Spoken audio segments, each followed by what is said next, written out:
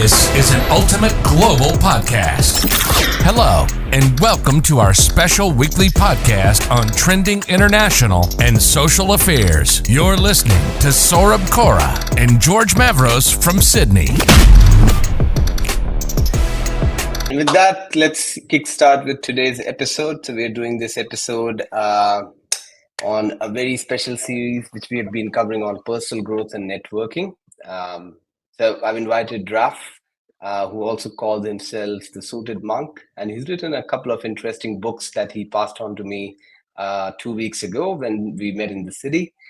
So I just thought of sending him an invite for this podcast because I thought he has got some interesting and valuable insights that he has shared in his books, which might be relevant for our audience. So maybe, Raf, just as a tradition of this podcast, we just ask you to introduce yourself to our audience. So maybe just tell us about what you do and a short story about yourself.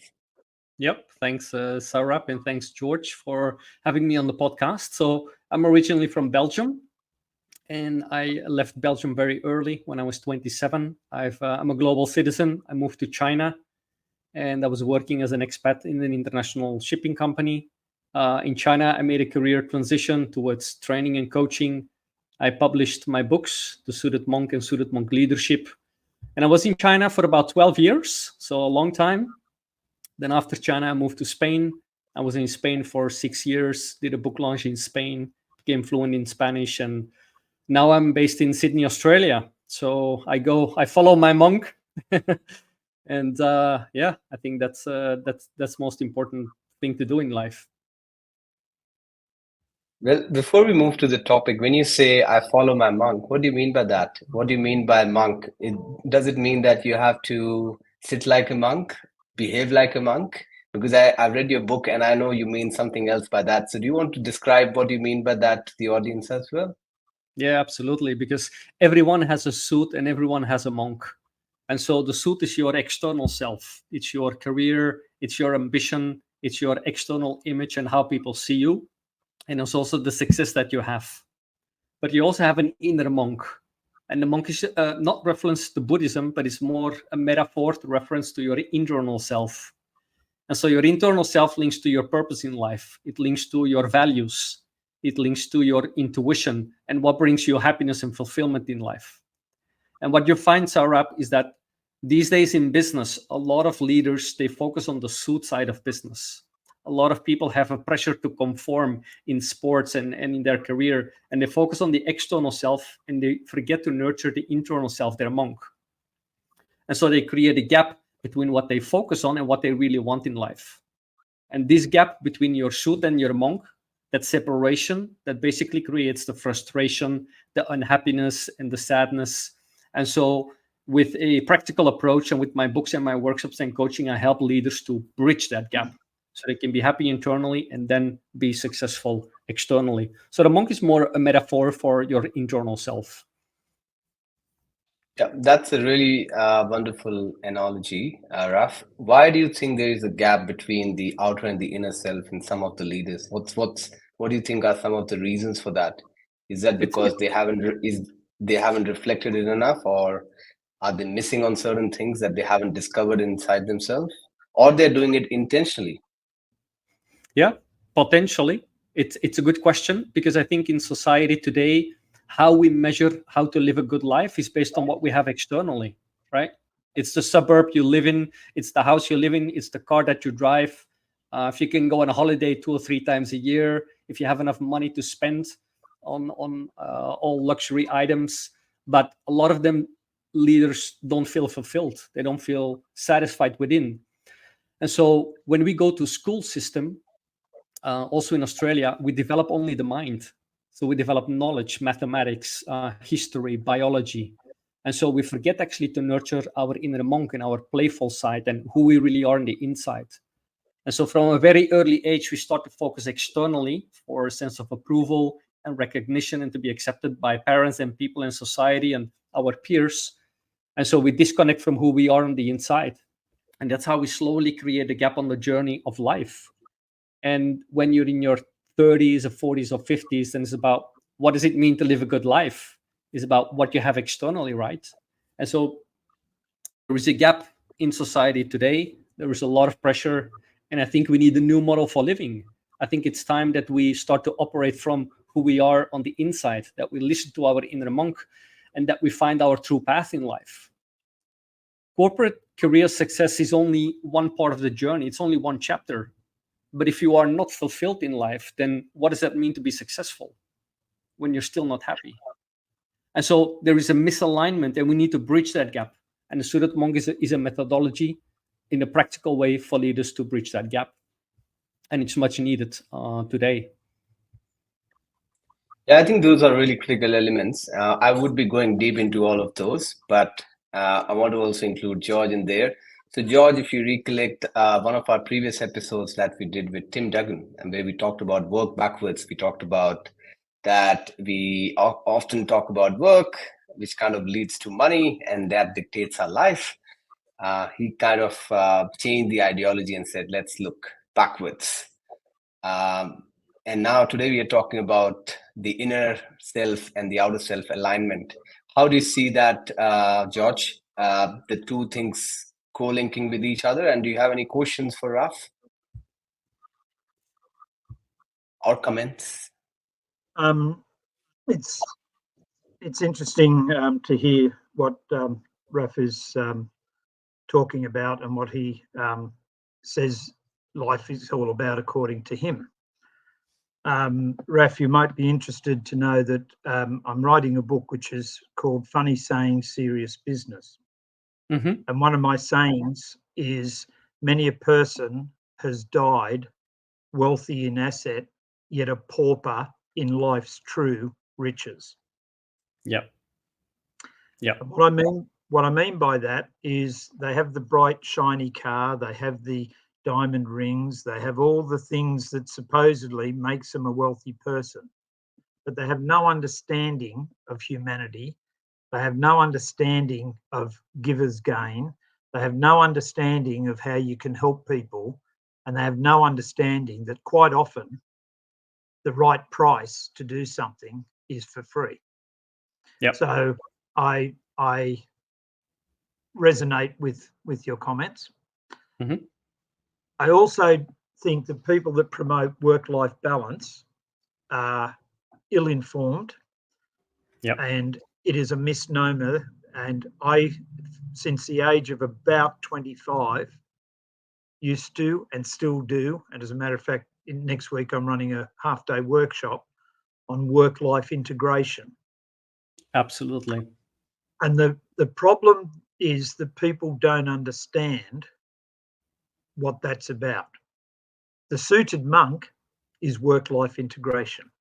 It is the integration of who you are internally, your morals, your ethics, your ethos, and it's combined in an integrated way with your business life. When you talk about work-life balance, we can talk about Raf is this sort of person in his personal life, and he can be that sort of person in his business life. And you don't leave home at the front door of the office. You don't leave the office at the front door of home. So Raf talks about the Suited Monk. I talk about life integration and all of that, but I certainly agree with him. And I think too many people teach young people in particular, the current generation, about it's all about how much you earn. It's all about achieving your budget. It's all about beating the last guy. It's all about this. It's all about that. And they forget to talk about, are you happy? I am 21 with 48 years experience on the 5th of November this year. I have not worked for more than 6 months in my entire life. And I've never been out of work since the age of 16. So how can that possibly be? Because about 6 months out of that entire time, I got up and I felt like I was going to work today. And I changed that job. Yep. The rest of those 50 odd years has been I just do stuff that I love doing, and somebody happens to pay me for it. And so I'm very interested to hear more from Raf on what he's got to say. It's you have a very interesting story, George, and you are very unique in that, because I think most people would be tempted to pursue the suit and keep on working in the corporate career out of fear of change, out of fear of uncertainty, out of limiting beliefs. If I pursue my passion, I cannot make money and I have a family. And so you have like an internal conflict between the suit and the monk, and which one should you follow? And you had the courage to follow the monk from a young age, and you can tell from the way you tell your story that it has benefited you tremendously in your life and also in your career. And it links to, and correct me if I'm wrong, George, it links to building a strong foundation in life. And the strong foundation in life does not depend on what you have externally or what you have achieved is only a part of it. That's what you build on top of the foundation. But the strong foundation is what you said, is your own ethical and moral boundaries. It is your values. It is the quality of your decision-making in alignment with yourself, like with your intuition. So to make that practical, it's like if you're in a career change, and you're doubting between two companies, should I join company A or should I join company B?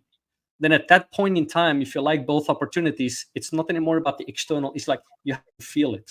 You have to go with your gut. It's like, how do you feel when you enter the office? How do you feel when you talk to that boss? How do you feel when you connect with that team? Does that resonate with your values? When you do that, you build an internal strong foundation that is aligned with who you are. And then you're on the path, and then you're on the journey in life. And then your suit skills, you can always develop over time. You can make more money. Money is good. The suit is good, but make sure that it's aligned with your internal self. And as you did, George, you've never really had to work in life, but you're fully booked, and you have a lot of external work, and that's a perfect alignment, I would say. Yeah. Yeah. And part of my journey is I've got the pleasure and the great honour of being a mentor to Sarab. And when he was looking at a couple of job opportunities, including where he's working now, as it happened, I was a referee for him to his boss, Paul. And I said to Sarab at the time, this is the job for you because he's the boss for you. And Paul is an extraordinary fellow. And since Sarab's been there, he's found out how wise his mentor is, because Paul is the right person for him.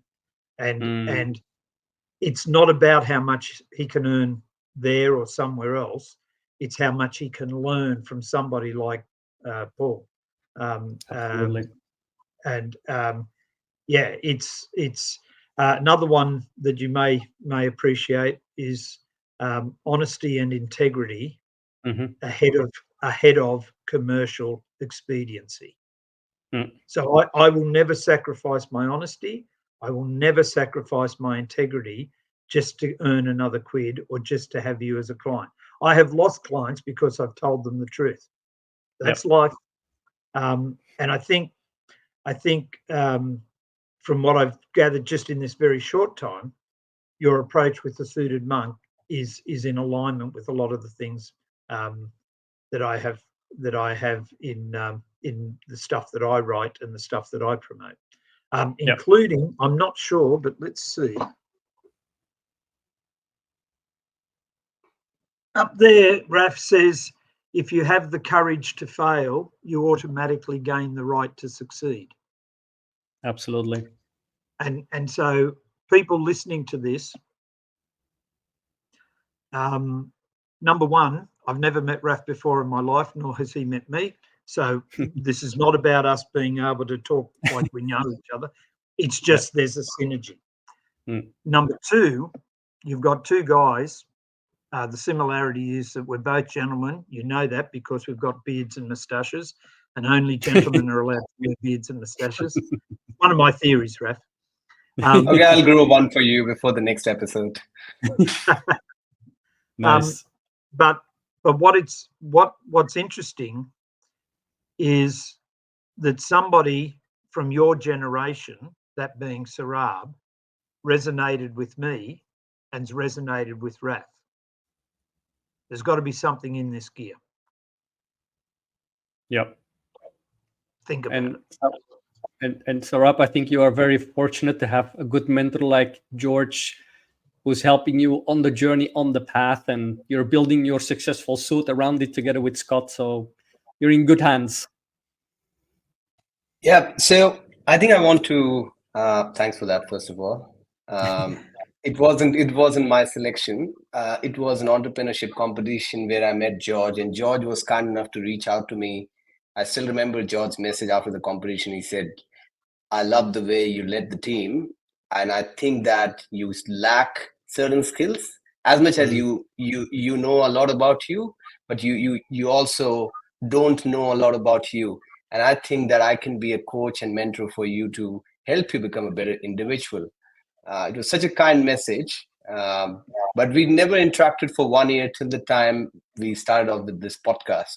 When I reached out to him and said, "Well, I'm looking to start a podcast. Do you want to be a co-host?" And he said, "I don't know what's that all about. You need to put together in a document." And I shared a document with him after a few days and gave it a read, and that's how we started off with this podcast. But coming back to today's episode, a lot of young people like me listening to this episode might be thinking, "What are these guys talking about?" Because as much as I understand about all these things, and I have got interest in these things when it comes to fulfillment, when it comes to finding purpose, when I talk to a lot of people from my age, I don't think a lot of people have that in them, because I feel a lot of people chase money over purpose. And if you start talking to them about purpose, they don't really understand that. I would say 9 or 10 times. There can be one really interesting person from my age who can say, "Yeah, I understand purpose over money," but not everyone understands that. So, what's your message for them, Raf? How do they understand their inner self? Because I guess a lot of them might be just following their suited side of it. Yep. And it's a good question because I have a talk for Sydney University at the end of September. So there's going to be a group of 180 students, and I will talk about strategic decision making. But I'm not just going to talk about strategic decision making from a suit point of view. I'm going to talk about it from a monk point of view. And so the monk at a younger age is more difficult to grasp because it more like emerges through experience. It's like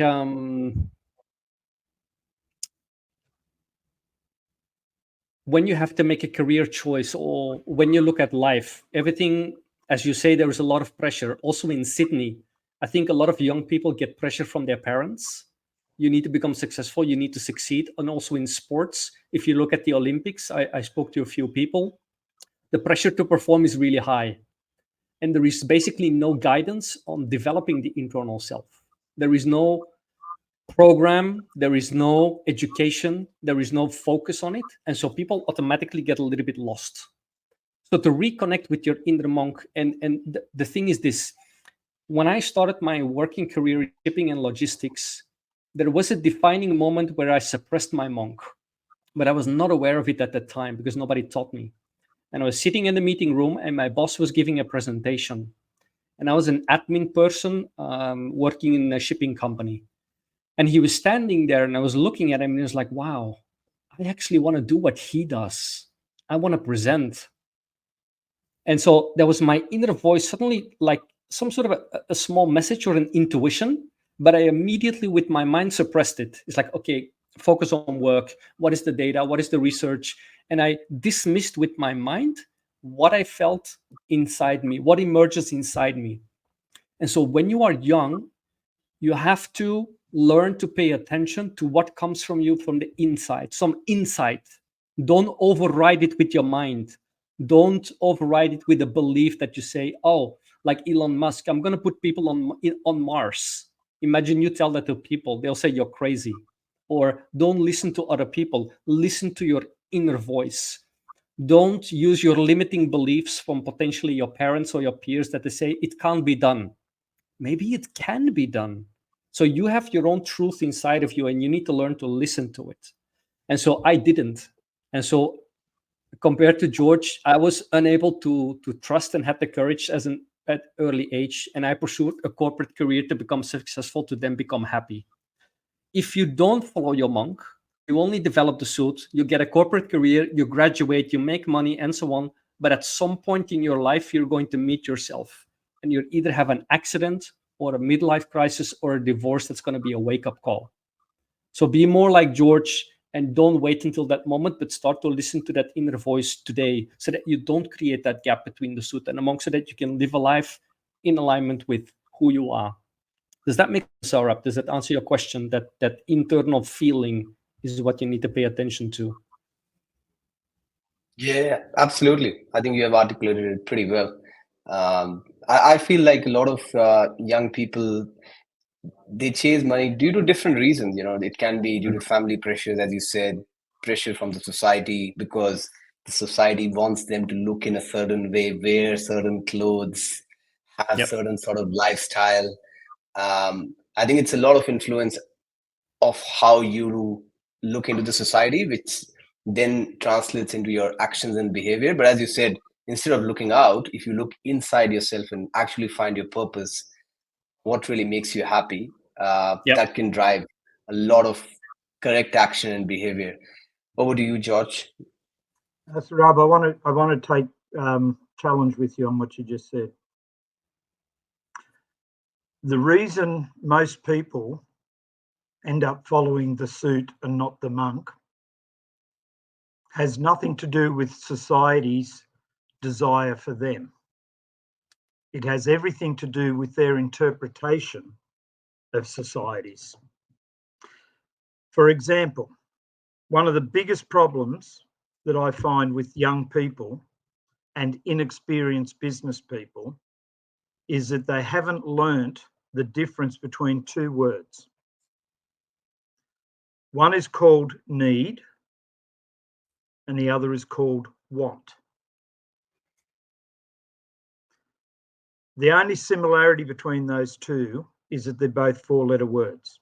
And as our parents have taught us, quite often four-letter words are bad. A young person, a young couple, a young whatever, let's say it's a young business person and you work 5 days a week. You need either 5 changes of clothes or sufficient ability to use 3 changes of clothes by washing them on a regular basis. But once you have 5 changes of clothes, once you have 5 business shirts, if your job is Monday to Friday, then you actually have all the shirts you need for that week. However, ego comes in and your misinterpretation of what life is really all about. And you convince yourself that you need 14 shirts, all with special labels, all that is $70, because I need them for work. No, you don't. You need 5 at most. And the rest of the shirts that are in your closet is because you wanted them. Okay? And so what happens is I need to have a new car. I was told only 3 weeks ago by somebody that the car that I have is of great detriment to me as a business coach. And I said, really? He said, yep. I said, why is that? And this chap said to me, well, you've just told me that your car's 14 years old. I said, right. Well, he said, how could you possibly help me if all you do is drive around in a 14-year-old car? And I said to him, can I ask you a couple of questions? Yes. Were you thinking of me being your business coach? Yes. Did you know what car I was driving? Well, no, you've only just told me. I said, then how in the hell does it impact on your decision? I said, see, what's happened is your ego says, I can't have you as a business coach because you don't drive around in a flash car. By the way, I am not his business coach. I choose not to work with those sorts of people. Not because that's his attitude, because I believed I was never going to change it. Okay? So I can tell you now, I would be happy to open up my phone. You could dial anybody that knows me in business. And if you can find more than 5% of the people I deal with in business that even have a clue what car I drive, I'll pay $5,000 to charity. But that person believes I have to have a new car. I did go on to say to him, I'm not going to be your coach, but I'll leave you with this. On average, if you have a new vehicle at the moment, you will pay between $600 and $700 per month in repayments over a 5-year period.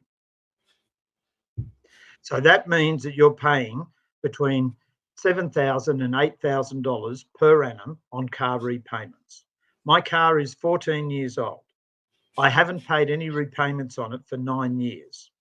$7,000 times 9 years, I could teach you how to have $63,000 in your account. See, I understand what I need. I need a 4-wheel drive that takes my caravan from A to B and that I can drive around and all of that. I don't want a brand new car. But young people say, oh, Raf, you and George are wrong because I need to be able to have Pierre Cardin shirts. I need to have the best this. I need a new briefcase. I need this because otherwise people won't know that I'm successful. People won't take me seriously. And Raf and I are here to tell you, you're listening to the suit. That's what you do. I think a lot has also got to do with social media. I feel, George. I think with the emergence of no, it hasn't. What it's got to do with, and I believe that Raf will 100% support me. Yeah, I can look at garbage and I can see it as garbage. It doesn't matter how many times social media wants to put it up and say it's the greatest meal in time. I look at it and I go, that's garbage. Now, the reason for that, I know who I am. I know what I stand for. I know my honesty and integrity levels. I don't need ego to get in the way. So I have people, some of my children don't watch the news because you can't trust it. I can watch the news because I can tell the difference between truth and non-truth. If I'm not sure, I go and do research. It is when you say it's society, you're permitting every young person to say, oh, it's not my fault, I don't have to do anything. It is your responsibility. You may not control the circumstance you find yourself in, but you and you alone are responsible for your reaction to it. Nobody's ever made me hit them. I've had people that have made me angry as a young fellow, and I chose not to hit them. I've had people that have made me angry at a lesser level, and I chose to hit them. People do not, if you haven't got a gun at my head, everything else is a decision. So it's not society. It's not social media. That doesn't help people like Raf and I because we have to fight against that. But if people understand, one of the greatest lines in a song that was ever sung in the entire world was from John Farnham. You're the voice. Try and understand it. And one of the second great lines of a song is from Frank Sinatra, sung by Frank Sinatra. What is a man? What has he got? If not himself, then he has not. To say the things you truly feel and not the words of one who kneels. You put those two together, you read Raf's book, you listen to some gear from me, you're on the right track, in my unhumble opinion. You got something to say on that, Raf? Yeah, I fully agree with George, and I want to even add on top of that. I think for young people, it's okay to be successful. It's okay to look at having a nice house and all these kind of things, but make sure it's aligned with your purpose. Make sure it's aligned with that inner voice. Then it doesn't matter what you have externally, because the external shower up can always change. I lived in China. I lived in 12 different apartments. I lived in Spain, in different places, different cars, different clothes, different girlfriends, different life partners. The external can always change, always. But if you have a strong internal foundation, you take that with you wherever you go. And that's the most important thing. And then you can build a successful suit around it. Have a nice house here, have a nice car. So primary, follow your inner monk, then build a successful suit around it. That's the way to do it. The way most people do it today, they focus on the suit, they have a burnout, a midlife crash, and then they go searching for the monk. And then the whole life for 20, 30 years, you are on a career that you don't love, that you struggle with, where you don't connect with the right people. And so this is an opportunity today when you listen to this podcast that you say, like, look, I'm going to trust myself, trust my internal self, my inner monk. It's my guidance. I'm going to follow that path and then build a successful suit around it. That's the way to do it. Absolutely. And that's a wonderful way to also wrap up with today's episode as we are ticking off with the clock. And I'm very mindful of your time, Raf, and also George. Thank you so much for joining us in this episode. I'm sure this is not going to be the last one. There will be many more that we'll record. And I've started reading your book, so I hope I'll get more questions out of those books, which I will ask you personally on LinkedIn. Sure. And then once this episode is out, you can always reshare it with your audience. I'm sure this is going to be very useful for youngsters and anybody who feels just lost in life. I find a lot of people these days, they just, sometimes you talk to them, they don't know what they're doing or why they're doing. I'm just doing it because I like it, but they don't have any purpose and they feel lost. Lost in life due to different reasons. So I think this episode can possibly help them find some sort of strategy to find a purpose out of what they're doing in life.